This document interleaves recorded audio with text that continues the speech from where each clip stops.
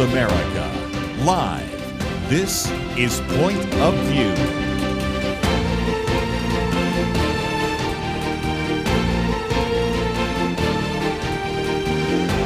And now, Liberty McArtor. Happy Monday and welcome to Point of View. It is the Roundtable today, and I'm always excited for our Roundtable days because we get to hear from so many wonderful people who share their insight with you here on Point of View regarding what's going on in the world. And so today we're going to tackle some big issues, and what we're really going to try to do is have a good discussion illuminated by a biblical perspective and try to understand better what is going on in the culture around the world, a little bit of politics, a little bit of education. We're going to cover it all today. And with me right now, Patrina Mosley. She's the founder of PPM Consulting. She's been on the Roundtable multiple times, always has wonderful perspective to share. So Patrina, thanks for being with me today on Point of View. Hi, Liberty. Thanks for having me. Happy to be here. So a little bit later, we'll be joined by Richard Lim. And then in the second hour, we have a new contributor to the Roundtable, John Mancini. I've talked to him on the Know Why podcast before, and I think you're really going to appreciate hearing from him. But to start off, I do have an article posted at pointofview.net from the New York Post. As a reminder, follow along with any of the topics we discussed there if you'd like to read about these on your own and go a little bit deeper. But this is really sad. This happened last week, and this has to do with quote unquote death with dignity, euthanasia, assisted suicide, all of those names really going describing the same thing, which we know. And so this is the case of a young woman, 25. Her name is Noelia Castillo Ramos in Spain, who died by euthanasia last week after a years-long fight with depression, other mental illness, and tragic circumstances. So the headline, and this is very sad, this is very dark, from the New York Post: paralyzed gang rape victim, 25, dies by euthanasia after years-long fight for the right to die. Because her father had argued in court with the help of pro-life lawyers that she was not able to make this decision, considering her long battle with mental health and her tragic circumstances that she admitted led her to the decision to try to take her own life. And yet the European Court of Human Rights, ironically named, upheld her desire to undergo euthanasia. And so she was killed. And that's what it is. She was killed last week. So we'll dig into some more of the details of this case and implications for the rest of the world. But Patrina, first reactions. I mean, this is just so sad, isn't it? Oh my gosh, it's so sad. And I mean, to have the picture of her with her makeup on and a bow in her hair, and you could just see the sadness in her eyes.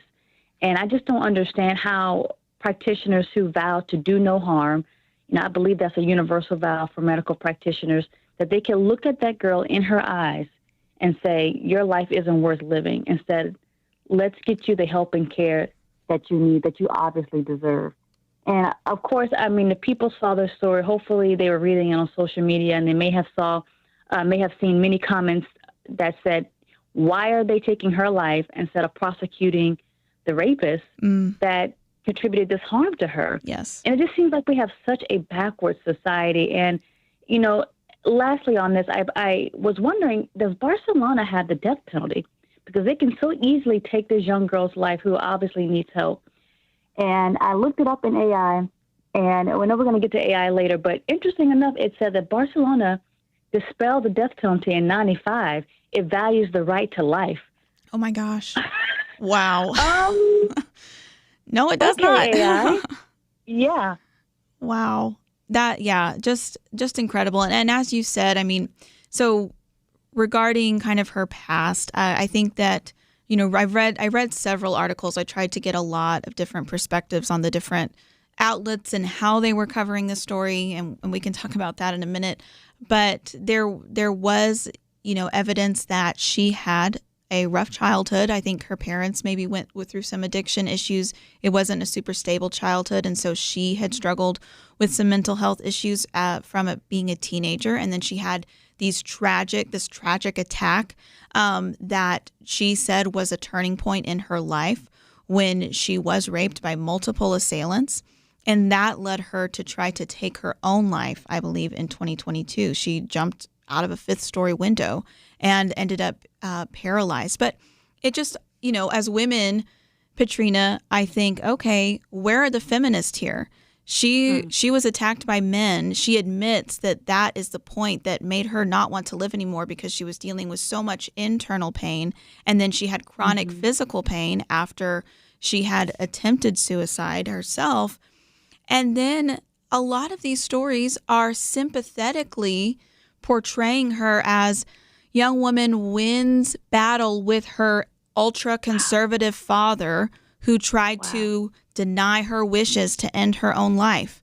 I mean, where are women's rights in all of this? And I'm not denying the very real pain that she felt, but where are the women standing up for her and saying, what, just because something happens to a woman, euthanasia, suicide is her only way out? Make it make sense. Oh, my goodness, such an excellent point. And this is why we have to be rooted in the Word of God, because there's so many ideologies out there that will claim they're standing for justice. But the moment that their issue hits up against a moral clarity point, they will either choose to be obedient or they will choose to be rebellious. And that's why the Word says in 2 Corinthians to take every thought captive, because our nature is naturally rebellious. And, that's what I first thought of as you were bringing up this argument, is that in our human sinful nature, we are naturally rebellious. We are naturally inconsistent. And you can see that so clearly here. And that's why we have to take our thoughts captive, our motives, our ideology captive by the Word of God. And in this case here, I think it's interesting that, once again, you have a father fighting for his child. In other cases, we've seen the father fight for the child against the mother and not wanting to transition the child outside of the gender God gave him. So I think it's really interesting that we keep bumping up against these women who are using their children either as a attention prop or to fulfill some type of liberal ideology, and their children are just prey to that, and you have a father who's fighting against it. So I think that's a positive that can be taken away. And yes, she was abused. She had a lot of different markers, unfortunately, that predators look for. Predators, they know with instinct who's the child that's being neglected, who's the person that's being abused, who has a weak psyche and weak psychology. They can smell them and sniff them out. So she was definitely preyed upon, and my heart breaks for her. But, classic example right here of just the inconsistency of a mindset that is naturally rebellious against God. Yeah, such good points, Patrina. And what we really want to do is help discuss these issues from a biblical perspective and counter these lies. Because when you read her story, I think without a biblical worldview, people are moved by sympathy. And if they don't have a reason to say, no, that's wrong, despite the pain, despite the hardship, and here's why your life still has value, if they don't have a foundation for that, it's hard to argue that. And then the best we can do is to try to be sympathetic and understanding, but devoid of a moral foundation, that's just not enough. Well, we're about to go to a break, but these are the kinds of topics that we're discussing today and that we always discuss here on Point of View. And again, it's the roundtable today, so we have a lot of voices contributing to this conversation. And thank you for listening. So stay right with us because we're going to discuss this case and a lot more when we get back from this short break.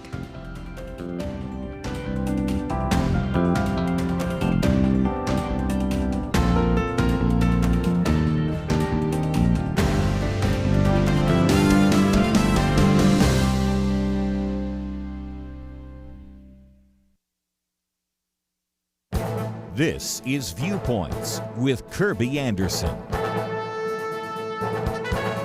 A few weeks ago, a Breakpoint commentary had the intriguing title, Yes, Jesus Had a God Complex. John Stonestreet and Timothy Paget were writing about a survey of UK teens ages 14 to 17 entitled Troubling Jesus. The goal was to understand how non-Christian kids think about Scripture. They obviously didn't think highly of God, Jesus, or the Bible. Some felt that the God of the Bible was really violent and aggressive. They said God had an unequal power dynamic. From their perspective, God the Father came across as a bully.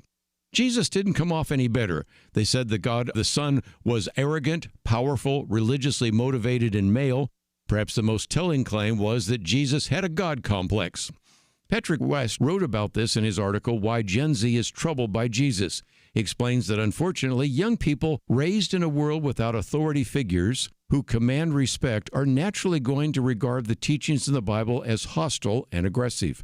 They find the idea of Christianity simply incomprehensible. When I talked about these young people who thought Jesus had a God complex, my guests had to agree with their conclusions, even if it was ill-informed. And the Breakpoint commentary ended with a famous C.S. Lewis quote about Jesus. You can shut him up for a fool, you can spit at him and kill him as a demon, or you can fall at his feet and call him Lord and God.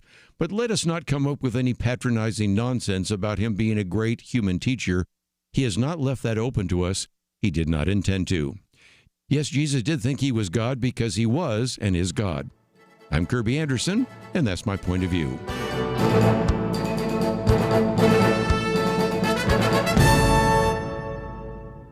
Go deeper on topics like you just heard by visiting pointofview.net. That's pointofview.net.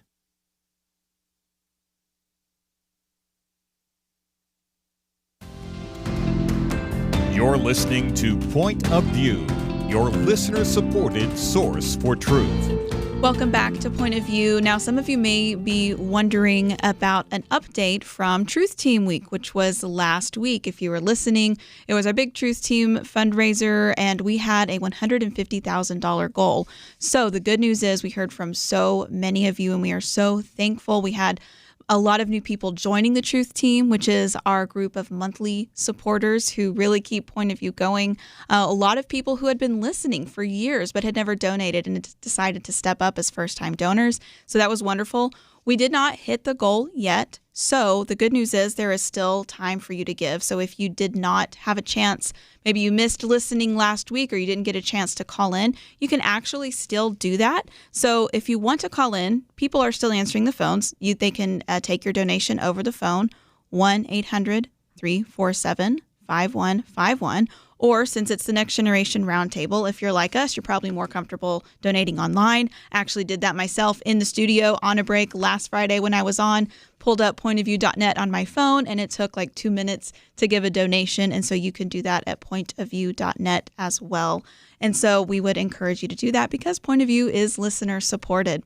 But back to our conversation, we are trying to apply a biblical worldview to the issue of euthanasia, doctor-assisted suicide, call it what you will, but particularly with regard to this tragic case from last week. Again, we have the article up from New York Post at pointofview.net for you to check out.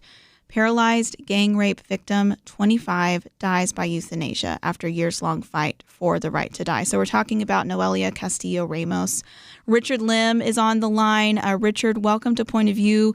And what drives me crazy as I was reading all these reports, at the end, because they talk about suicide and these heavy topics, at the end of every single news report I read from across a spectrum of different countries, different angles, liberal, conservative, at the end, there would be a little italicized paragraph saying, if you are struggling with thoughts of suicide, here's a suicide hotline for you to call. Or there was even like, if you have been attacked, if you are suffering after having been raped, here's a hotline that you can call to get help. And it just seemed to really be odd to include those at the end of some of the articles being very sympathetic to her decision to choose to die.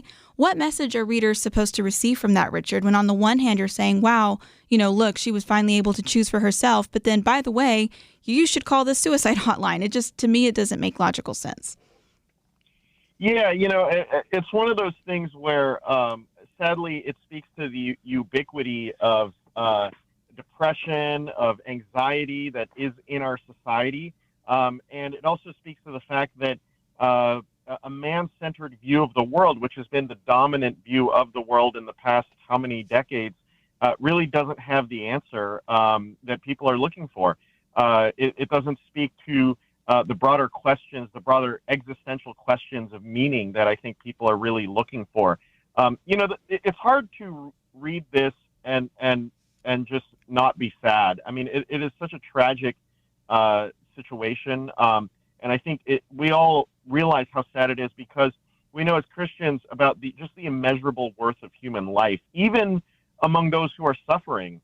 We know that our Lord himself suffered, but that didn't diminish, his mission or the meaning of his life or what he was called to do. And unfortunately, you're seeing despair this story is about a girl who just has despair. You're seeing it play out. And I think it speaks to our modern culture that equates dignity with independence or autonomy or even quality of life, that, life is only meaningful if you are not suffering. But as Christians, we know that suffering can be purposeful. And so, it's hard to not be sad. And just, what you were talking about with that disclaimer, I think it kind of shows the emptiness of the world's answers, that, suffering is something to, find therapeutic answers to, but not address the root cause of it. Yeah, so true. And I think that's why we have to talk about this, because if you have seen arguments for this kind of law to pass, which in the United States, a lot of times they call death with dignity, and I'll get into what's happening in the U.S. on that regard in a minute, but you see people argue for this, saying it's only going to be for extreme cases. It always starts like that. But we can look at the places that have adopted it and see how it is growing. It really is becoming part of the culture. So since Spain adopted its euthanasia law, and again, this case happened in Spain, 1,123 people have been administered life-ending medicine up to the end of 2024, which is what Spain's health ministry has data for. But I was also reading that in the Netherlands, once they legalized physician-assisted suicide for psychiatric grounds, then requests have gone up sharply, with a disproportionate increase among young adults and even minors. And so National Review reported on this recently. And they said assisted dying now accounts for a growing proportion of premature deaths among young adults, particularly young women. And they're talking about how there is concerns for contagion effects and cultural norms. Well, we've seen the contagion phenomenon with other things like even the trans issue. And Patrina, I can only really understand this in terms of spiritual warfare, because the more this becomes normalized in a culture, we see young people, and we know that young people around the world are struggling with depression. They're going to take advantage of this. And when a culture normalizes it, I mean, what more could the enemy want than, this seems like the ultimate goal, doesn't it? Absolutely. The playbook is to steal, kill, and destroy. And I actually came across a testimony from a person who used to be a witch, who dabbled in the occult and the arts. And she explained in her testimony how the more she gave herself over to leftist ideology, liberal ideas, the occult practices, she began to experience anxiety, depression. She said eventually the dark spirits that she thought she was serving and in exchange would give her power, they turned on her. And they began to put thoughts of death in her head. She said she will walk around with a gun to her mouth. That's how she spent her days. And it just made me think about, man, this is where we're at as a culture. We have given ourselves over to the occult in so many different ways, through abortion, through telling a child that the way God designed you is unfit, and mutilating their bodies, redefining marriage. As a society, and I believe you heard me say this before, we've given ourselves over inadvertently to the spiritual occult. And when that happens, the result is we have attitudes of darkness, anxiety, depression, suicide. Those things will naturally go up. But the hope is, thankfully, we still have enough religious freedom so where we can share the antidote, we can share the answer with people. And, we have to do that now more than ever. But, one other interesting thing I was thinking about was, at a time right now where we have to push so hard for justice on these Epstein files, right? It's mostly for these Epstein victims. We don't want a list of names. We just wanted arrest. And it just seems to be so hard on that issue. And I think why this is so sad is that women today and sexual assault victims, whether a man or female, today, through this example, they see that society would rather kill you than to give you justice. Wow. Yeah.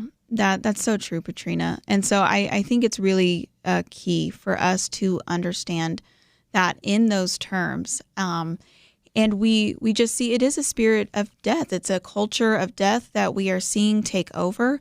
And the crazy thing is, it is being sold as progress and as sympathy. Oh, you do oppose abortion? You must hate women. her ultra conservative father doesn't want her to end her life because she is despairing, while he's the bad guy and we need to support her. Meanwhile, the Christian worldview says life is a gift. And yes, you will have trouble in our broken world, but Jesus says, I have overcome the world, and he gives us hope. So the Christian worldview really stands out, and that is what gives people freedom. But before we go to a break, and then there's so much more to discuss, I know we could keep talking about this, but I did want to mention, for those of you listening in the United States, which is probably the majority of you, 13 states plus Washington, D.C. currently allow so-called death with dignity, which is euthanasia. There are also 14 states considering it. So if you go to deathwithdignity.org, I don't have that posted at pointofview.net, but it's pretty easy to remember, deathwithdignity.org, as ironic as that website name is. You can see, and this is a pro-euthanasia website, but they have a list of states that are considering legislation right now this year about whether to legalize assisted suicide. So you need to go to that website, deathwithdignity.org, see if your state is considering legislation to legalize this. And you need to contact your legislators, and you need to do something about it, because we have to promote the culture of life. We have to resist the culture of death. But we're going to a break. We'll be right back with a lot more to discuss, so stay with us.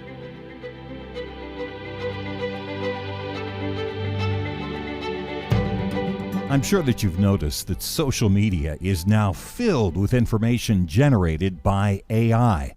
Dramatic descriptions of politicians and music stars supposedly making statements about a current issue, leaning into the microphone, looking into the lens, opponents silenced. It's powerful, it's riveting, and it's all lies. Even several national television networks were recently found using enhanced pictures, meaning manipulated, falsified, literally not giving a true picture. So many liars, so much deception. Where can we turn for truth? Right here. From Kirby and the team at Point of View, we need your support. Please join the Point of View Truth Team today with a monthly gift of $30 or more. Together, we can shine the light of truth and dispel the darkness and deception of this day. Give now at pointofview.net or call 1-800-347-5151, pointofview.net, and 800-347-5151. Point of View will continue after this.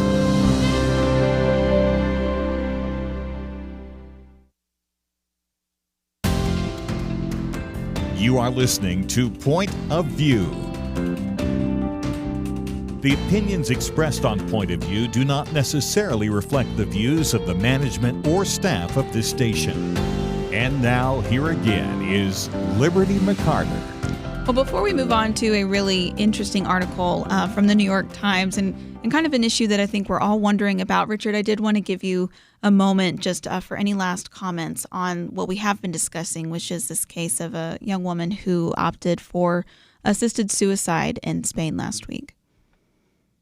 Yeah, I just found in the depths of the tragedy that we're seeing here, I did find kind of a poignant note, a ray of hope, was the way her parents have responded. And obviously, we don't know much about her parents, what kind of parents they've been or their faith views or anything like that. But, her father opposing her decision to take her own life and her mother's desire to stay by her side, whatever their views may be, I think reflects kind of that innate sense in us as humans that, God has put eternity into our hearts and has given us an instinct for life, what her father's displaying. And also the fact that, her mother staying by her side despite opposing this decision of hers to end her own life, in many ways it speaks to the Christian call, the call for Christians to walk with those who are suffering, even if we don't affirm all of, their choices. So to me, the fact that impulse is still there, I think, is something that can give us hope.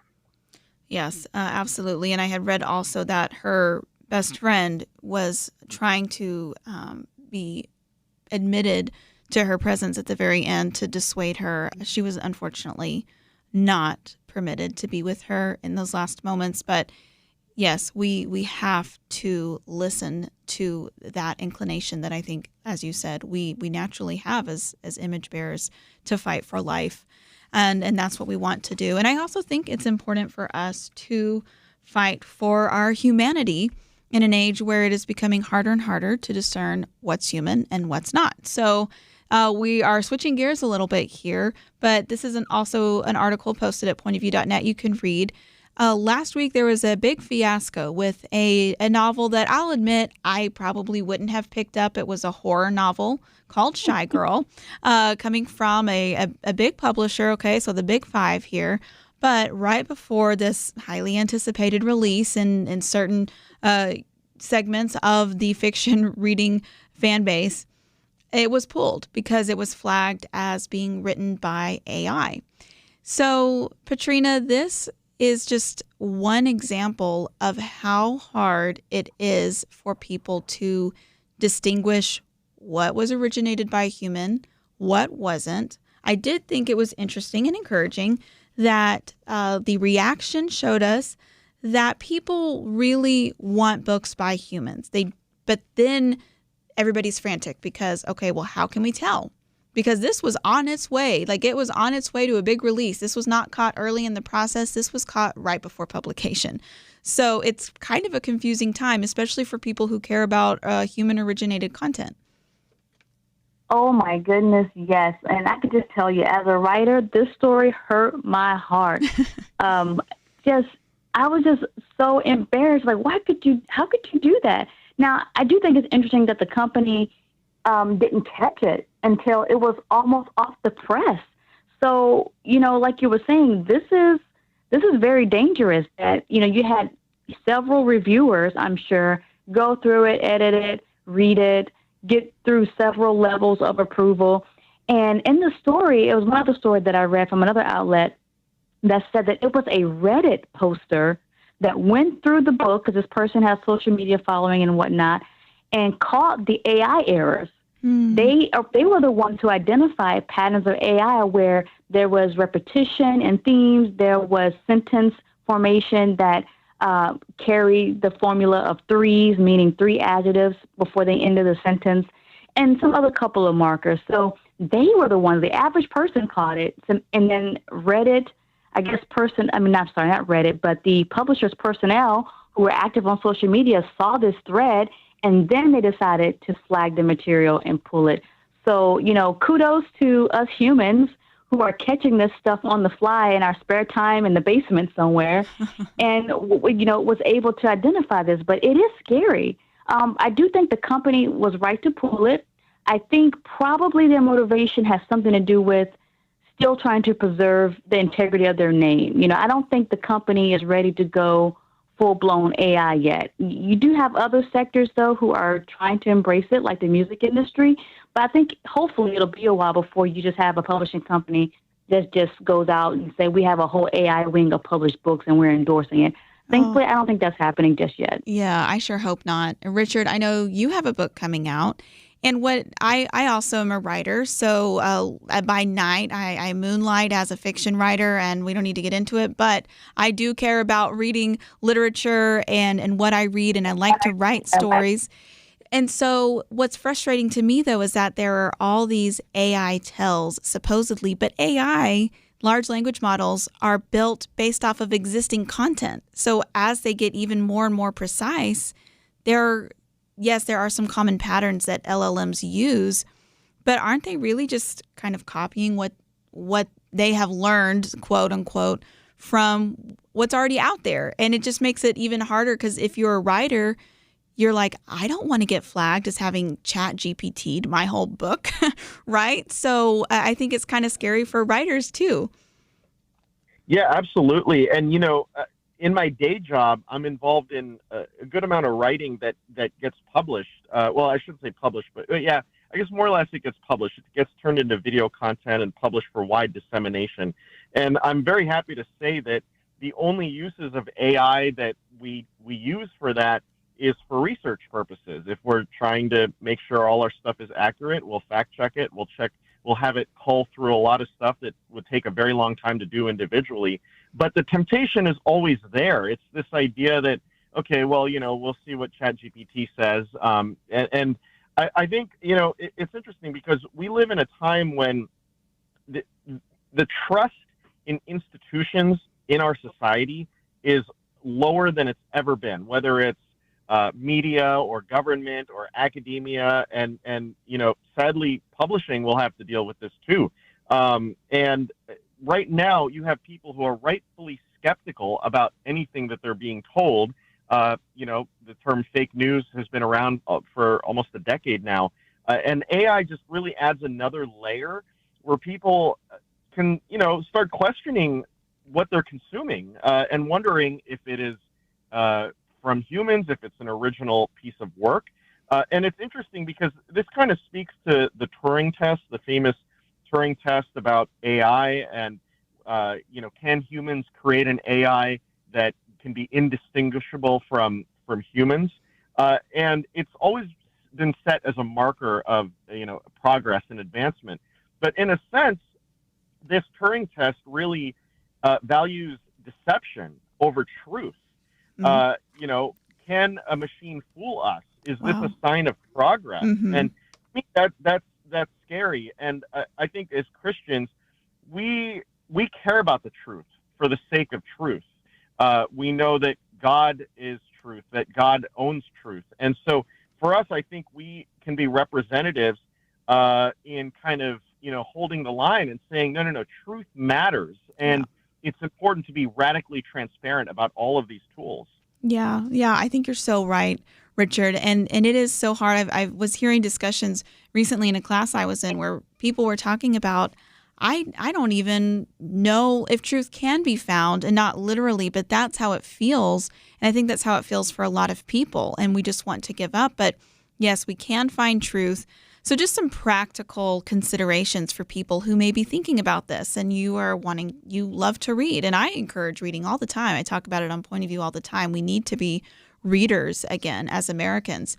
But how do you know that you're not going to pick up a book in today's day and age that was written by AI and not even by a human? Well, you can go with the old books. The old stuff is great. So start with classics. But on a more practical level, I also saw this week that if you search, for instance, theology books in the top 100 recommended by Amazon, there are multiple fake AI-generated authors and AI-generated books.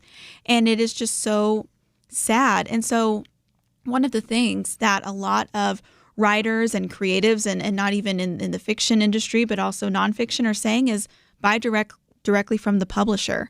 And so I think in this time when people are losing trust in institutions, including maybe the big publishers, I think people are going to develop a closer relationship, maybe directly with authors or those smaller publishers that they really trust, have integrity, and care about the human part, the humans doing the work. And so, it's always a good idea to support your local shops anyway, and to shop smaller. Amazon has enough money, if I'm allowed to say that. So in today's day and age, we may have to move toward doing that, and just trying to have integrity with how we produce content, how we consume it, think about it critically. We have more to discuss regarding AI when we come back after this short break.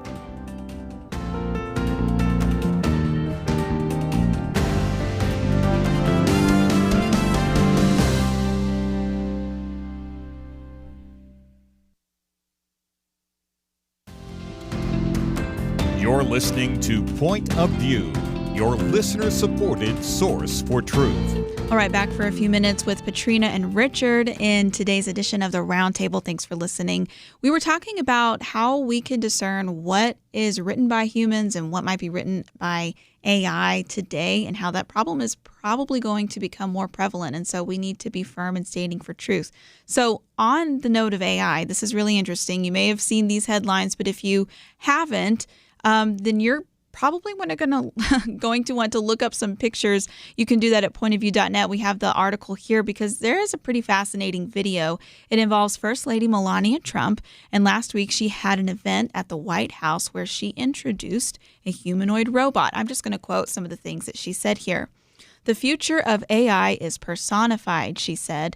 It will be formed in the shape of humans. Very soon, artificial intelligence will move from our mobile phones to humanoids that deliver utility. What's part of that utility? Education, apparently. She said, and she was, by the way, she was accompanied by one of these humanoid robots that walked out with her. It actually spoke from the podium. It's pretty wild. So again, you can look that up at pointofview.net. But she said, imagine a humanoid educator named Plato. Access to the classical studies is now instantaneous. Plato will provide a personalized experience, adaptive to the needs of each student. Plato is always patient and always available. Predictably, our children will develop deep critical thinking and independent reasoning abilities. And she goes on basically to argue for what she was showcasing, which is a humanoid robot tutor. And so, Patrina, what do we think about this? Terrible. I agree. Terrible. Yeah, if I was on a game show and you just asked me that question, I would hit the button for the answer. Terrible. We cannot have robots replacing people. And it's like, what are we trying to do here? What's the end goal here? And it seems like with tech people and those who are in this field, there seems to be no moral guardrails to protect God's chief creation, which is humans. It's let's just push the envelope as far as we can, go as far as we can, despite the consequences, and let's just see if we can do it. So they don't question like, should we do it?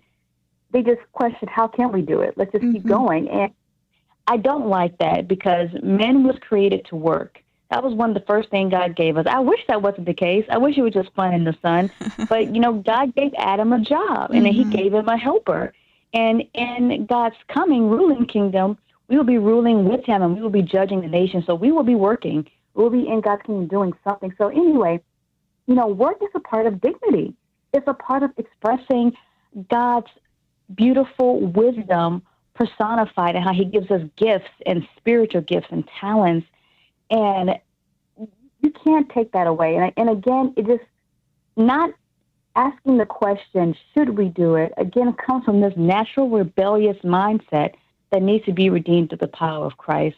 And that's what I see here. And I think it's funny that they want to placate, to the fact that we don't want to take away critical thinking, knowing that is one of the leading criticisms of people who aren't even spiritually minded. They can see how people's over-reliance on AI can impair one's critical thinking, and we don't need that in the next generation of workers. So, concerning and definitely terrible.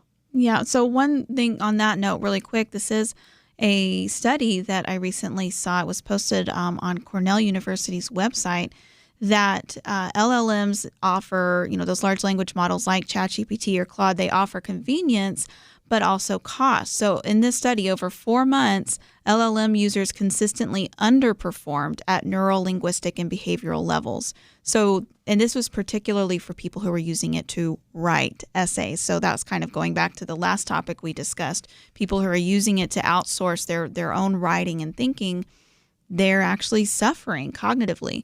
But Richard, particularly having robots as teachers, and feel free to disagree as well, but what do you think about that particular use of AI?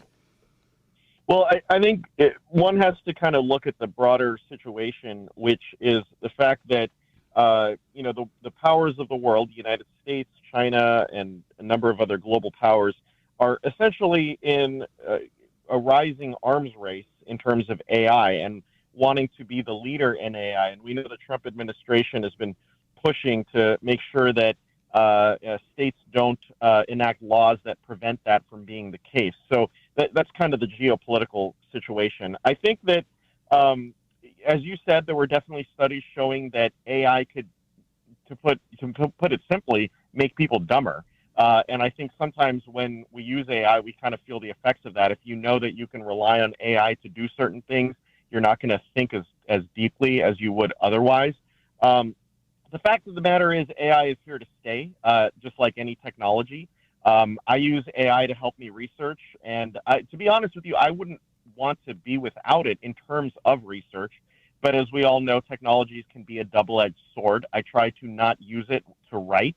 I think as writers, we can all relate to that and want to preserve our ability to write.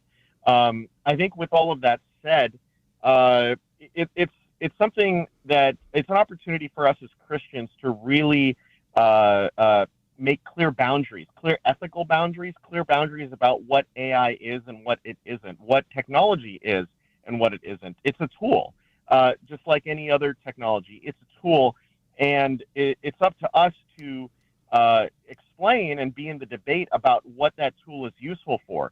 It's a tool that can help you in many ways in terms of research, but it's not a tool that can teach you wisdom. It's not a tool that can replace humans. It's not a tool that can substitute for doing actual work. Robots can't help you in terms of character formation. They can't truly mentor you. They can't teach you discipline. They can't teach you values. They can make certain things easier, let's say in terms of gathering information, but they can't do any of the things that really matter. And I think if we're in that discussion about what it can and can't do, that will increase the odds that society will recognize AI for what it is, rather than what they hope it to be. I think, being against any form of tech utopianism, that technology is the answer to everything, that's a critical role we can play as Christians. Yeah, that's a good point. I do think that we should be thinking critically about this and not automatically turn to it for the answer. But, Patrina expressed one extreme, which is everyone's just saying, okay, let's adopt this and how, rather than how should we. And Richard's really talking about, okay, we need to figure out if we can use this technology, what do we use it for, and not relying on it as the end-all be-all answer. So just really quickly, some points that I think are important to think about with regard to teaching specifically is that education really does depend on relationship, and that goes back to how we were made in God's image. We see God teaching humans throughout Scripture, and He allowed them to struggle and wrestle because He knows that when we are able to go through that process, that's when we actually know something. A robot that can follow us around like a digital library and just spout out information, that's not really going to help us learn. But anyways, it has been a wonderful first hour. We have more to discuss on the roundtable, so stay with us after the break. But just in a couple of seconds, Patrina, where can people find you? They can find me on X at Patrina P. Mosley. Wonderful. Thank you so much for being with us in this first hour, Patrina. And Richard, where can people find your amazing work, books, podcasts, etc.? They can go to richardmlim.com, and they could also download This American President episodes on their podcast app. Wonderful. Well, thank you both for being with us in the first hour. And don't forget, if you would like to donate to Point of View and support the work that we do here and the kinds of conversations like this that equip you to think with a biblical perspective, it's not too late to help us reach our Truth Team goal. You can call 1-800-347-5151. That's 1-800-347-5151. Or give easily at pointofview.net. We'll be back with more Point of View, more topics to discuss right after this break, so don't go anywhere. If we want to see America's godly heritage restored, we have to embolden everyday Americans to stand up for truth. And we all need to do our part. At Point of View, we are doing our part daily to provide trustworthy information and the biblical perspective that people need to make sense of our world. But we cannot do that without you. Last week, as you probably know, Point of View highlighted the incredible impact of Truth Team supporters, those who make Point of View possible, and we had a goal of raising $150,000 in 7 days. Being very honest with you, we came up short of that goal, but you can still help us get there. Take a moment right now to make a difference for the nation and for our future. Give today by visiting pointofview.net or call us at 1-800-347-5151. That's pointofview.net and 1-800-347-5151. Point of View will continue after this.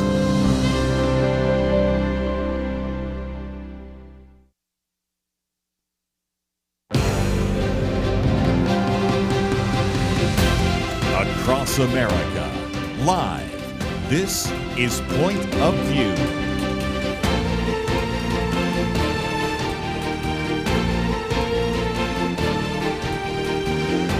And now, Liberty McArtor. Welcome back to Point of View. It's Monday, and it is the Roundtable. Had a wonderful discussion with Richard Lim and Patrina Mosley in the first hour. So if you missed that, go to YouTube. You can find all of Point of View's broadcast at YouTube. You can also find them in podcast format or at pointofview.net. And we have a new contributor this hour. I'm very excited to introduce John Mancini to Point of View. John has been on the Know Why podcast before, so we've had wonderful conversations there. He is a research associate at the American Principles Project, where he focuses on defending the family through public policy. He holds degrees in philosophy and political science from the University of Rhode Island and a master's degree in philosophy from the University of Virginia. He has presented work on marriage and gender domestically and abroad and is published in both peer-reviewed and popular venues. John, so excited to have you on the Roundtable. Thanks for joining. Thank you for having me. It's a real honor.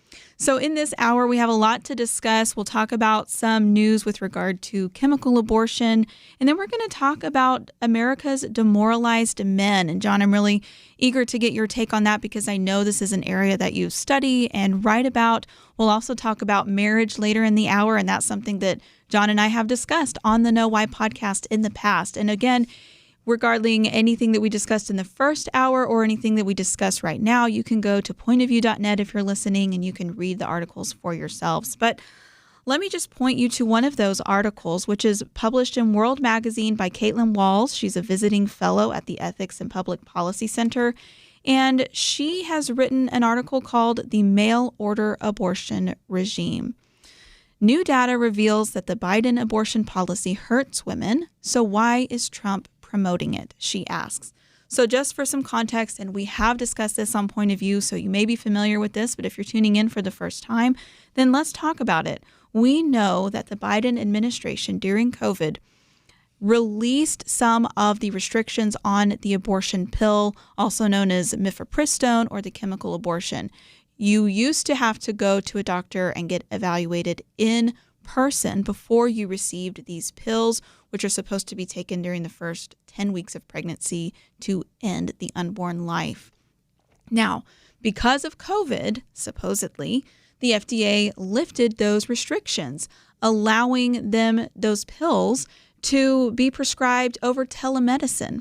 Well, after the pandemic waned, they didn't reinstate those restrictions, and I think we know that the abortion industry always wanted those to be gone, and I don't think that the Biden administration really cared about reinstating those.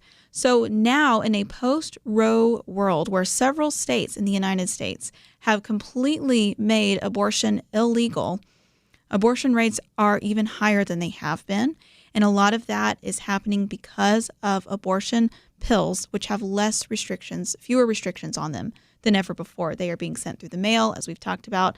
Oftentimes they are ordered by women's partners, abusers, even parents, sometimes for teenage girls, and given without their consent. Contrary to what women and girls are often told, it is not an easy process. It is often a lot more painful and difficult. It is impossible whenever you are not evaluated in person to rule out things like ectopic pregnancy, which can be deadly, or to really verify how far along you are in your pregnancy. And so this article really goes through some of the studies and new data coming out that shows how dangerous they are. So last year, the Ethics and Public Policy Center released a study on abortion pill use based on insurance claims. And they found that almost 11% of women, so roughly 1 in 10, experience sepsis, infection, hemorrhaging, or another serious adverse event within 45 days following mifepristone abortion or the abortion pill. And so new data released just 2 weeks ago shows a statistically significant increase in the number of serious adverse events after the Biden administration permanently lifted the in-person dispensing requirement. So the pill was already dangerous. The abortion pill was already dangerous to take. After those restrictions were lifted, then the adverse events increased even more. But the Trump administration seems to want to be hands-off. They promised to study the adverse impacts of the pill. They have not done that. They actually, the FDA under Trump approved a generic version of the abortion pill. And pro-lifers are left wondering, okay, what gives? Because this is the battlefront for abortion right now, the abortion pill, and we want to see movement on this from a Republican-controlled administration. John, I know that's a lot of information, so you don't feel like you have to go into all of it, but just what's your initial reaction knowing that these abortion pills are so dangerous and yet they are so prevalent now, even after the victory of getting Roe overturned? Yeah, I mean,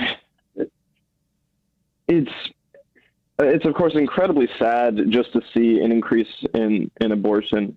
Just on the side of, okay, well, this just means, so many more babies are getting killed.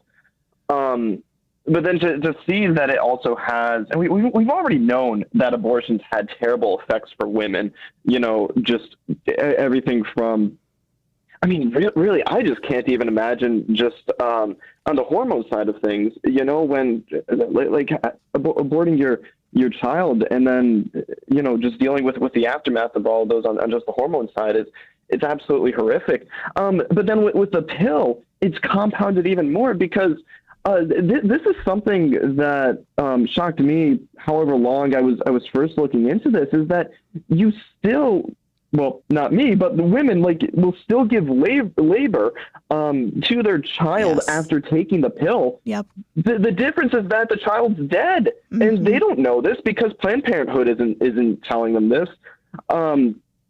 So it's just it's incredibly sad to see, even after such a substantial victory as overturning Roe, we're still seeing all of this. You hear the line these days that the key is to make abortion unthinkable, which is absolutely true. It's figuring out why it is that so many women, especially young women, that's the heartbreaking part for me, is seeing so many young women feeling like this is their only option, because so far as I know from what I've read, that is what they feel. Yeah. Yeah, you're so right, John. And that is one of the lies that we have to combat. And one of the things we've been talking about in the first hour is that Christians, we have to be the ones speaking truth with regard to the culture of life, whether we're talking about euthanasia, whether we're talking about finding truth in the age of AI, whether we're talking about abortion, and truly empowering women with hope rather than the lie that they need abortion in order to succeed in life. So before we go to a break, and then we'll come back and we have a lot more to discuss, I want to remind you that Senator Josh Hawley has introduced the Safeguarding Women from Chemical Abortion Act. So the Trump administration may not be really moving on this chemical abortion issue, but thankfully Senator Hawley is. We will have an action alert coming out at Point of View that you can use to contact your senators, but you don't have to wait. You can start promoting that right now. And if you want to look that up again, that's the Safeguarding Women from Chemical Abortion Act. You can Google that, or you can read more about this issue at pointofview.net, where we've posted this article. But when we come back, let's talk about the plight of young men in America and why they're demoralized. Stay with us right here on Point of View.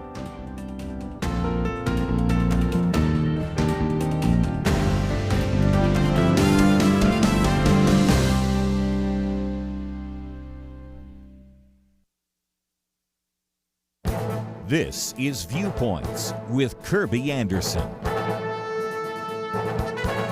A few weeks ago, a Breakpoint commentary had the intriguing title, Yes, Jesus Had a God Complex.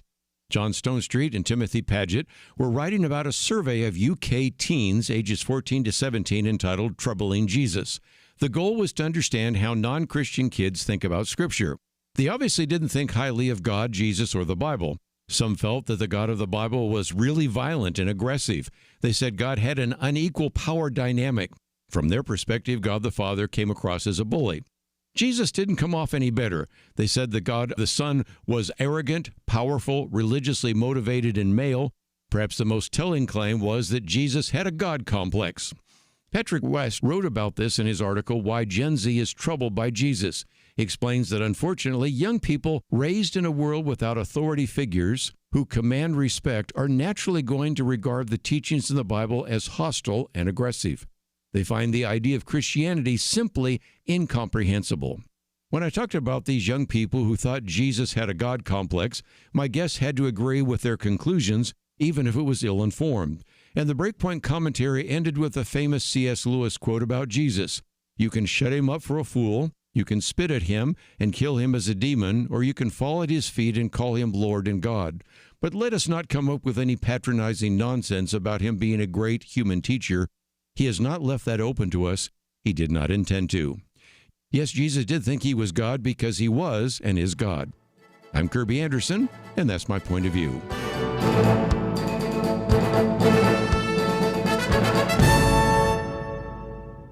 Go deeper on topics like you just heard by visiting pointofview.net. That's pointofview.net.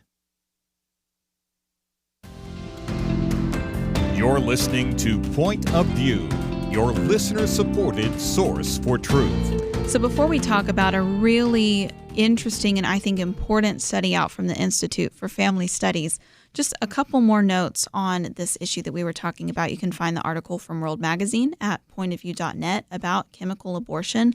So this new data released from the Ethics and Public Policy Center shows an increase in adverse effects from taking the abortion pill since the Biden administration lifted the in-person requirements. So ever since those requirements that you have to actually go see a doctor before you get prescribed the abortion pill, ever since those have been done away with, the harms to women have increased, including a 13% increase in serious adverse events for women who take the pill, and a 52% increase in mail-order abortion pill prescriptions for ectopic pregnancies, which again can be deadly. One of the things that the author notes is that other drugs have been pulled off the market for far less, including one example, heparin, known by the name brand Heplock or Lipoheparin, is a blood thinner that was pulled after 4 deaths and 350 reports of adverse events. Okay, and only 40% of those were serious. That is a way smaller number and percentage of adverse effects than the abortion pill and how it affects women, not to mention taking the unborn life. So again, if you ever hear people say, well, those who are pro-life are anti-women, look at who actually cares about women's health. Because if this wasn't about abortion, this pill would have either had more restrictions put in place or taken off the market a long time ago. But it has not. So again, you can find more information about that at pointofview.net. But I want to turn our attention, John, to a study that is so important because we hear about the problems with young men today as they're often described as languishing compared to earlier generations of young men. We know that fewer young men are attending college, fewer who attend are graduating. In fact, just 41% of degrees are now given to men. So women are outpacing men in both getting college degrees and even in the workplace. So that's a new article that just came out that women actually outnumber men in the workforce today. Young men are having higher rates of conditions like ADHD, more problems with things like drugs, gambling, pornography, getting in trouble with the law. And there are kind of some guesses or theories as to why this is happening. People say, well, things are changing in the economy, which is certainly true, or this is just a problem with young men themselves. They're self-indulgent. Others are saying that socialization has failed them, that they've been told to repress their emotions and they haven't been, it's this toxic masculinity argument. And so what this study from the Institute for Family Studies does, and there's actually 2 parts. So part 1 is what I have covered today, and it itself is very deep. But they say we wanted to hear from young men on these issues. We wanted to discuss look at what they have to say about how they are feeling and why. So, John, we'll get into the details here, and I have a lot of questions, but I know this is related to things that you look at and you care about. Obviously, you're a young man yourself, so I would love to hear what strikes you from this study and this issue.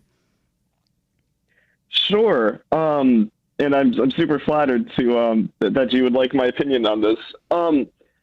I think from what I recall, something that I thought was particularly fascinating is I think the majority of young men in the study looked to their mother as their greatest role model. Yes. And I thought that was just absolutely fascinating. And I think this issue of the role model, I really think plays such a critical role in why young men are suddenly, feeling this way, feeling more depressed, coming down with all these different mental conditions. You think about it with like the feminist movement, as women were, finally making their way through the workforce and everything, that was super jarring at the time. And so young women had all these women who were really pushing for women's rights that they could look up to.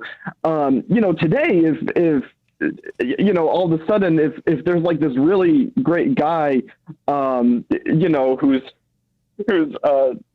doing something absolutely fantastic, he could be villainized. I'm not saying this can't also happen with women, but there is this issue of like what on earth is actually masculine. And until we can answer that question, I don't think young men are going to have like a particularly good role model to look up to. Now, I would maintain we've had one, for quite a while, maybe like more than 2,000 years at this point. His name is Jesus Christ. But, yes. In an increasingly godless America, you're not really, people aren't really going to agree with me there. Mm-hmm. So that's my initial take on the study as a whole. That's something I found really interesting. And both of these things that I said are reflected in the study. Like most of the men are like, I don't really know what masculinity is. Some are saying it's whatever you make of it. Like to be a man is whatever you make of it. And I know in academic circles, like sociology, for example, that there does seem to be some support for that. Like scholars do say that masculinity varies from culture to culture. And now, if you agree with that, though, you're going to have a very thin definition of masculinity. And maybe that's the right definition to have. And it's specifically going to be something like a given act is masculine just when it's an act that most men do. And so, take grilling, for example. Mm-hmm. If most men didn't grill, however long ago these masculinity and femininity really started to get developed, so quite a while ago, I would assume, if most men didn't grill, maybe we wouldn't consider that masculine. But a lot of men really liked grilling. And so, all of a sudden we're going to attach masculinity to that. And I think, I'm wondering if this is somewhat what people are noticing is like, we've just utterly deflated these terms masculinity and femininity, such that they're basically meaningless, and maybe they really can be whatever we want them to be. But if they're whatever we want them to be, or whatever, they could just be anything in the world. Well, people don't like that either, because if I tell a male friend of mine, go and be a man, that's a good thing. That I'm trying to tell him to be something better than he is. So masculinity can't just be anything that we want it to be. It has to be something good. And I think the real interesting part of this is figuring out like what are those virtues that we're trying to latch onto with the term masculinity, and so too what are the term those virtues that we're trying to latch onto with the term femininity. Mm-hmm. Traditional like masculine virtue is being protective. And so when someone tells another to be a man, one thing he could be telling him is to just like be protective. I think conversely for women, it's, I grew up with an amazing sister, and, I do have some memories when she was very little of my mom being like, oh, like that's not ladylike, but when she did something that, you might say wasn't particularly feminine. And, maybe it just wasn't either proper or gentle as is archetypally feminine. But yeah, I really think like trying to figure out what those virtues are, and why we care about them. I think that could go a long way in really trying to really solve like this masculinity crisis, because right now, so far as I can tell, I mean, the debate is really hard to have. It's been going on for so long, for years at this point, and a lot of people are just using these various definitions, these competing definitions, and it makes it really difficult to have a conversation about this topic. Yeah, and I really love that you are pointing us to that foundation, because I think you're right. It feels like there is no anchor to what is objectively good and true. And one of the points that this article makes, and something I wanted to ask about, is that young people today, men and women, are given so much choice in regards to what they will do for work, where they will go to school, really to form their own identity in so many ways. What moored people and anchored them in the past to their communities, to their families, to society, to certain values, that's all gone away. And it sounds like progress, but it can also be crippling when you are really being told you have to start from scratch and forming an entirely new identity for yourself. And so we'll talk about that more when we come back from this break. But absolutely, we do have to talk about, as Christians, what are the objective truths here that we need to be pointing young people to so that they can feel grounded in today's world. So we'll discuss that more with John when we get back after this short break.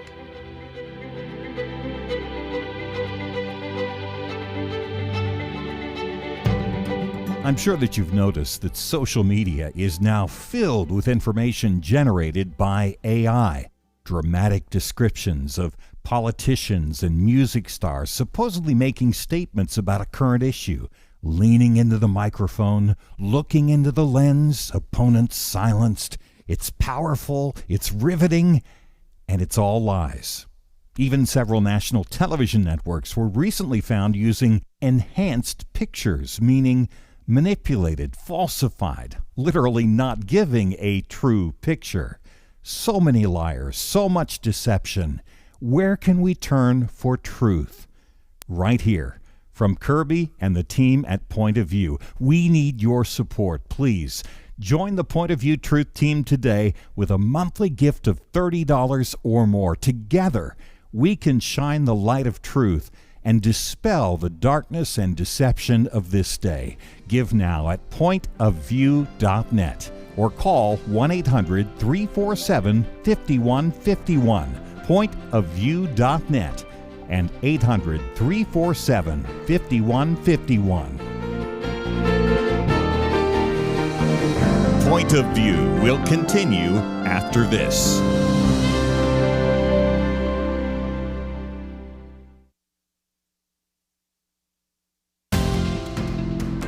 You are listening to Point of View. The opinions expressed on Point of View do not necessarily reflect the views of the management or staff of this station. And now, here again is Liberty McArtor. Well, we're talking with John Mancini right now about this wonderful study out from the Institute for Family Studies on America's demoralized men. I really encourage you to check it out. You can find the link at pointofview.net. And if you are wanting to understand what is going on with young adults today, particularly with young men, we see a lot of headlines about what's going on, failure to launch, all those kinds of things. But if you really want to understand what young men themselves are saying about their struggles right now, this is such a helpful report. So I did want to follow up on something we were talking about a moment, John, which is these definitions of masculinity. And you made such a good point that we really have lost those objective understandings of what it even means to be masculine or feminine. And something that you mentioned as well is that we do have a really good role model who's been around for, well, eternity, 2,000 years on earth anyway, and that would be Jesus Christ, who is the ultimate role model for men and women. But I did find this encouraging. 89% of young men agreed that being a man requires a willingness to sacrifice for others, as a very Christian idea. And 85 endorse the statement, manhood involves strength, responsibility, and leadership. So it seems that there is an intuitive understanding there of some of those markers of true masculinity. But one of the things the study notes is that a lot of what men desire or even believe, they feel like they can't achieve because there is a lot that is shifting and changing, including traditional markers for adulthood. So in the past, certain things like graduating from college or either securing full-time work, even if you didn't go to college, home ownership, being married, and having children were kind of in terms of modern American history, those have been markers of adulthood. But now those things are not really happening for young adults. At least they're happening a lot later, which is why over half of young men report feeling like they are not sure if they are adults. So if they're asked, do you consider yourself an adult? Even up to men age 29, less than half report that they definitely feel like an adult. And one of the things I thought was interesting is that it brings out the fact that in the past, various cultures have had rites of passage. And John, you mentioned that we don't really want masculinity to be defined subjectively by culture because there has to be some objective standard, right? But I think cultures did used to have more clear markers for young men that, okay, you've gone through this, you are a man now, and it just offered a little more clarity. So maybe we don't need men to go climb a mountain and survive in the wilderness by themselves for 2 weeks or something like that. Maybe we do. I don't know. But from your perspective, John, do you feel like that's part of it, that this lack of clear markers of adulthood or rites of passage that signal, hey, you are a man now? Do you think that's part of the problem? Yeah, it very well could be. On the other hand, I could honestly see it being part of the problem. And here's how. So, like, had I gotten this question, are you an adult? Like, I would have been part of the yes, definitely camp. At the same time, I can't really point you to specific instances in my life where I would say, oh, right here, I started to, like, you hear this term all the time, I started to adult, like I'm adulting right now. Oh, yeah. You know, the way I looked at it was, okay, I moved out of my parents' house. All of a sudden, I have rent to pay. If I don't pay my rent, I'm not going to be able to live. So I just kind of dealt with it by paying off the rent. You know, similarly, it's, you know, I think it was in college. I eventually moved into a college apartment, and it's like I was off a university meal plan, and it's like, okay, well, now I need food. What am I going to do there? Well, I have to cook it. So, you know, okay, so maybe I am actually pointing to specific instances in my life where I started to, you could say, become an adult or really just become a lot more responsible. But part of me does worry about getting too fixated on these things because, you know, for some people, going to the gym every day could be part of their adulting journey. Me, I did that when I was like 14. I don't consider that me being an adult. I consider that me just doing something that I found enjoyable. Mm-hmm. So, you know, on the one hand, I would say yes, like having more definitive, more or established rather, you know, tenets like once, you know, doing X is necessary for, you know, growing up and being a man and that sort of thing. But maybe all I'm trying to say is we need to kind of be careful about what those are. You know, like my gym example, I would say that's fairly arbitrary. I don't really see the reason behind that one. You know, if that makes someone feel like a man, feel more like an adult or whatever, fantastic, more power to you. But you know, I don't know if that's going to be the same for everyone. And that's what makes these discussions so darn difficult is it's like there is really important subjectivity. You know, we're all our own individual people. And so maybe, you know, one of the takeaways from the study is those people who are like, yes, I feel somewhat like I'm an adult. I somewhat feel like I'm a man. And especially for those people who think, no, not at all. It's like, okay, well, what would you personally have to do to feel like a man, to feel this way? Assuming that it's a virtuous thing. You know, if what makes you feel like a man is going out and sleeping with a bunch of women, you know, definitely don't do that. Like this is that's a complete caricature of being a man. But so, you know, it's nuanced, I guess is what I'm trying to say. Yeah, there is a lot of nuance in defining when adulthood begins, and it has changed throughout history. It has changed across cultures. And like you said, certain certain cultural markers of adulthood are positive. Some are definitely negative and not aligned with the Christian worldview. But I do think, again, that's the grounding, right, of understanding who we are as human beings made in God's image and getting inherent value and identity from that. But the other things matter. And something that I sensed from your story, which is honestly very similar to mine, is that I did go the typical path of going to college that was away from home. And, I had to, I wasn't completely financially independent at that point, but I was largely had to work jobs to pay for things. And the more responsibility I took on, the more I felt like, yes, I'm an adult now. And so one of the things that was interesting is that when we are looking at work, and that's one of the big barriers, I think, that is in this report from young men not fully feeling like they are succeeding in life, has to do with work. So fewer are graduating from college. There's a lot of concern about white-collar jobs not even being relevant anymore in the age of AI. College is, of course, so expensive.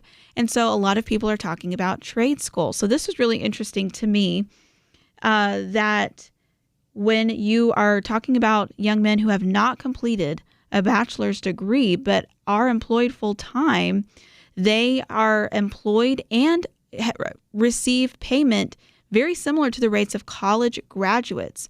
So men who have gone to trade school and are found full-time employment are being employed and are earning a salary similar to what they would if they had not gotten a bachelor's degree, and they are more likely to be married, which is something interesting that leads into our next topic of conversation, and I think also leads us to talk about, responsibility. Now, of course, relationships are very important, and that's one of the points that the article makes. And they also help to bring us out of ourselves, right? I think another marker of adulthood that is nuanced. There's maybe not a real black and white line that defines when it begins, but the more a child, as they grow, starts to have an understanding that they're not the center of the universe and that they are part of a community and that they can sacrifice for others. And the more that you have that understanding, there is maturity in that. And so that can happen through church relationships, that could happen through being involved in a community or other familial relationships. It doesn't have to be marriage, but of course, marriage and then having children do lend themselves really well to helping people understand that they are responsible for others and that they can lay their lives down for others. And there's a lot of meaning and maturity in that sacrifice. So when we come back, we're going to talk about another thing that relates really well with what we've been discussing, John, which is this article that you actually sent me from Brad Wilcox, who I follow. I've read his book, Get Married, and he has an article in Compact Magazine called Get Married Young. So we're going to discuss some of what he talks about there, the research behind the benefits of marriage, and what is a good marriage age. A lot of people are probably thinking about that with regard to their kids or grandkids or young adults listening who are trying to figure out their future. Is it a bad idea to get married young? Should you wait until you're a little more mature, or can it be a good foundation laying the ground for success later on? So we're going to talk about that in regards to how it can also impact the well-being of young men and young women. So don't forget, you can follow along with all of these topics at pointofview.net, and we'll be right back after this short break.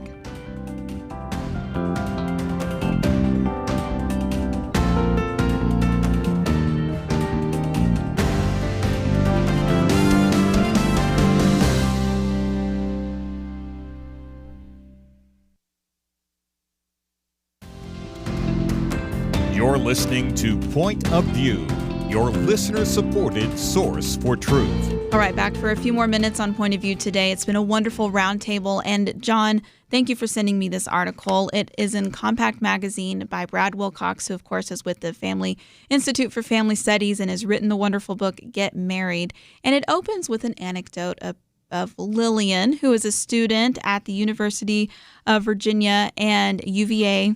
And everybody from her professors to her parents are scandalized because of how young she has decided to get married.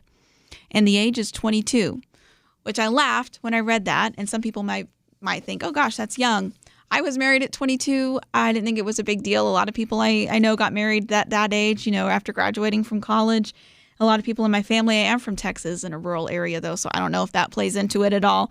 But I thought it was funny that getting married in your early or even mid-20s or 20s at all, by our culture today, has really come to see that as shocking.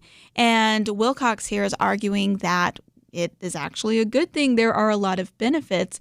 When we were on the No Why podcast, John, you talked about the intrinsic goods of marriage. So I'm interested to get your take on this get married early argument.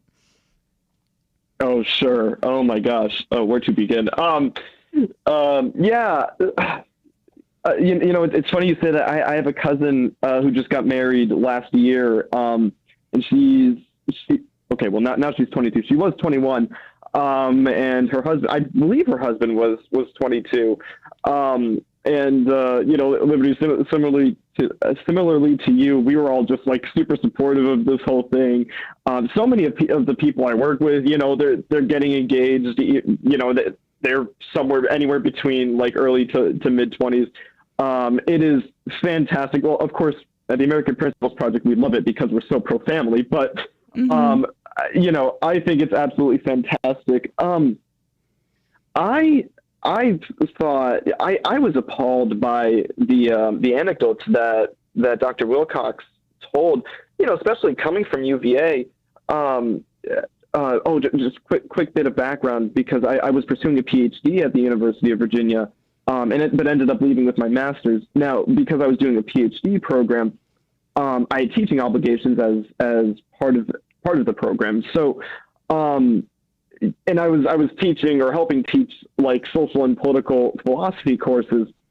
And I do remember this one particular class I was teaching. I was trying to get my students' takes on the so-called like trad wife phenomenon. Mm-hmm. I think this is still going on, but it was a little bit more prominent a couple of years ago. And I just because you're in a university setting and it's typically more progressive, just trying to get everyone's take on, this idea of kind of going back to the 50s, you might say. The woman, she just wants to be the nurturer. She just wants to take care of the household, take care of her family, and let her husband be the breadwinner and everything. And to my shock, my students were all saying, like, I see nothing wrong with that. If that's how they want to run their life, that's absolutely great. And what was even more heartwarming, though, was how I had some students who were like, I mean, honestly, I want to be a mom as soon as possible. These are like 18-year-olds saying this to me. And so just to see that, at that same place that I was teaching, you then have professors coming along and just chastising Olivia here for, throwing her life away or tying herself down is the big one that I do not understand, because I don't see it. Here's what I don't get. If marriage is tying yourself down and that's a bad thing, I don't see why anyone gets married. Like if it's a bad thing in your 20s, why isn't it a bad thing in your 30s, in your 40s, etc.? And Dr. Wilcox talks about this, and he's like, well, in your 20s, you're told to explore. You're told to have fun. I mean, gosh, like anyone you talk to, including, Dr. Wilcox said this himself in his article, anyone you talk to who got married young, Olivia, I'm sure you would say the same thing. Yes, there's so much to experience in your 20s, but it is so much better to do it with your spouse.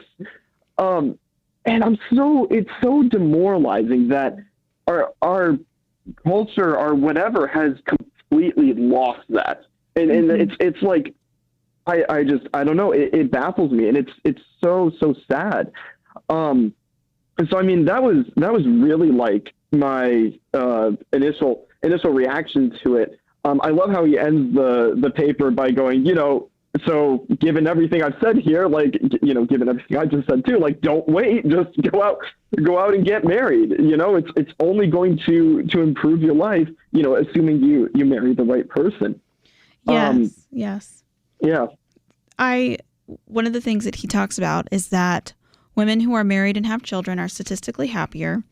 Now, of course, all of this is, we should say too, like we don't want to make an idolization out of this, because regardless of whatever path God lays out before you, our ultimate identity and satisfaction is in Him, of course. But we have a culture who has really attacked, honestly, the goodness of these institutions that God laid out for human beings and human flourishing, including marriage and starting a family.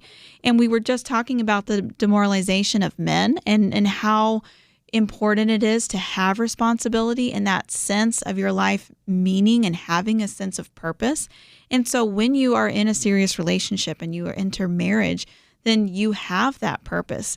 And so he does say, and I think it's important that he says this because we don't want to just brush over any statistics or ignore them as Christians, but he does say that, yes, divorce is statistically more likely for people who marry in their early 20s. And I think that scares a lot of people off. And that's why even young adults now are saying, actually, I'd like to have a family. And in the study from Institute for Family Studies, a lot of the young men said, I want to be married and have kids. And then you have the professors and the parents saying, no, don't tie yourself down. Maybe they had a bad experience and they're projecting that fear onto their kids. But he says you can acknowledge that it's riskier because, well, you are a little bit more immature when you're in your early 20s than maybe in your early 30s, but that shouldn't preclude you from getting married because you might meet the right person young, and then if you decide, no, I'm just too young, well, what if you don't have that chance again? And so he says what you need to do is learn how to minimize those risks, and statistically, the ways to do that include having a common religious faith, being good friends with your spouse, and avoiding cohabitation before marriage. Well, it seems like the Bible has some wisdom after all, because when you follow those things, you are less likely to get divorced. So it's something to check out. We have the article at pointofview.net, and you can read that there. But we need to push back against the cultural lies that family ties you down or that it's some sort of restriction, because it can give your life so much meaning. And as we know, we need more families in America today. That's all we have time for. It has been so great talking with everybody on the roundtable today. John, it's been great talking to you. Thank you so much for joining. And if you want to learn more information about John or where you can find him, go to pointofview.net, and we have links there for you to follow. And again, you can read about everything that we have discussed today there. Kirby will be back with you tomorrow and has a great week lined up, a lot of fascinating guests and interviews that I'm excited to listen to. But let me remind you one last time before we go off the air today, we could still use your help. We had Truth Team Week last week. We didn't quite hit our $150,000 goal. And as a listener-supported program, we really rely on your support. So if you didn't have a chance to give last week, consider calling in right now. You can do that at 1-800-347-5151, 1-800-347-5151, or give quickly at pointofview.net. It's super simple, and we'd love to hear from you and have your support. Enjoy your Monday, and we'll see you right here tomorrow on Point of View. If we want to see America's godly heritage restored, we have to embolden everyday Americans to stand up for truth, and we all need to do our part. At Point of View, we are doing our part daily to provide trustworthy information and the biblical perspective that people need to make sense of our world. But we cannot do that without you.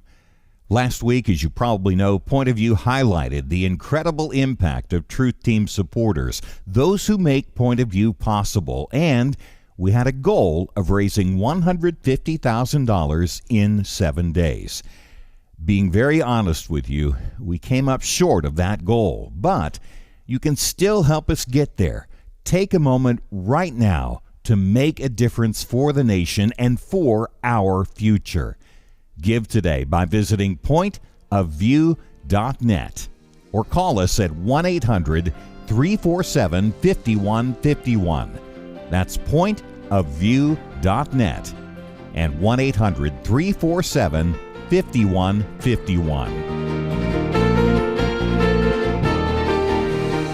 Point of View is produced by Point of View Ministries.